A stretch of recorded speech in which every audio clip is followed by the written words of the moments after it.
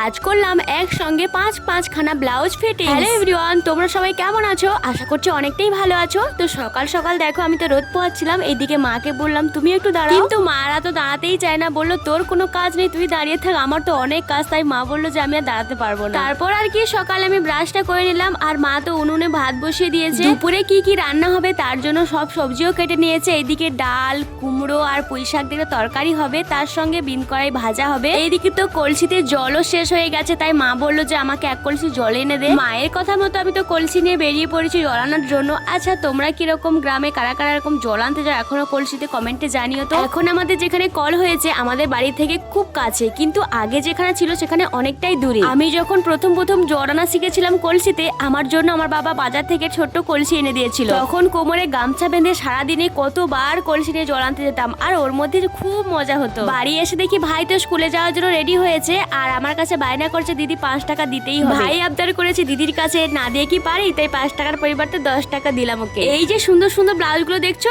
এগুলো কিন্তু পাশের বাড়ি বড় মা দিয়ে গেছে, বলেছে ব্লাউজ গুলো ফিটিংস করে দিতে। এখানে কিন্তু একসঙ্গে 5 খানা ব্লাউজ আছে, আর কালার গুলো কিন্তু খুব সুন্দর লাগছে দেখতে। চলো এখন এগুলো ফিটিংস করা যাক। আর ফিটিংস করার জন্য একটা কিন্তু পুরনো ব্লাউজও দিয়েছিল, সেখান থেকে মাপ নিয়ে কিন্তু এক এক করে আমি সেলাই করছি।